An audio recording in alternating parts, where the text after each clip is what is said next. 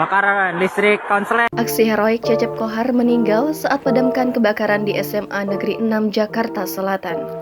Seorang petugas security SMA Negeri 6 Jakarta Selatan bernama Cecep Kohar tewas dalam insiden kebakaran di sekolah tersebut pada Jumat 29 September pagi. Cecep sendiri menjadi pahlawan dalam peristiwa kebakaran itu setelah berhasil memadamkan api menggunakan alat pemadam api ringan atau APAR. Namun nyawanya tak tertolong usai menghirup gas karbon dari APAR yang digunakannya. Staf Tata Usaha SMA Negeri 6 Jakarta, Dedi, mengungkapkan ucapan terakhir Cecep sebelum tewas dalam insiden tersebut. Dedi menceritakan kejadian bermula ketika muncul percikan api di ruangan panel listrik yang berlokasi di bagian depan sekolah. Dedi, Cecep dan klinik servis bernama Willy berinisiatif mencari APAR yang disimpan di bawah tangga. Kan yang pemadam itu ya pas kejadian ya udah sampai kurang lebih 5 menit lah, itu udah mati selesai.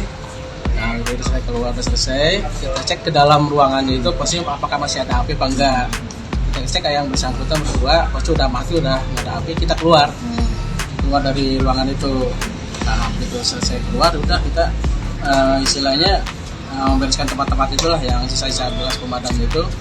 Yang bersangkutan itu korban dia mengatakan cuma pusing, terus dia sandar di tiang itu mungkin langsung pingsan ya aja sih.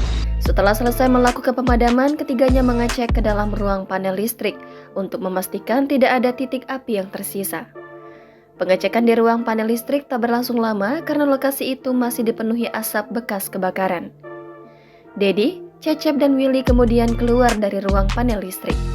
Cecep pun memilih bersandar di tiang yang ada di area parkir motor. Dedi mengungkapkan kalimat terakhir korban setelah insiden maut menimpanya. Saat itu, korban mengeluh pusing dan tak lama setelahnya ambruk hingga tidak sadarkan diri. Sementara Kapolsek Kebayoran Baru Kompol Tribuana Roseno mengatakan, korban tewas diduga akibat menghirup gas karbon dari alat pemadam api ringan atau APAR. Tribuana menjelaskan APAR berukuran besar itu diduga sudah kadaluarsa. Kebakaran ini pertama kali diketahui oleh seorang kuli bangunan bernama Rahmat Hidayat mendengar suara ledakan ketika sedang memasang keramik di dekat panel listrik. Rahmat lalu memanggil korban Cecep yang langsung mengambil alat pemadam api ringan atau APAR untuk memadamkan api di panel listrik tersebut.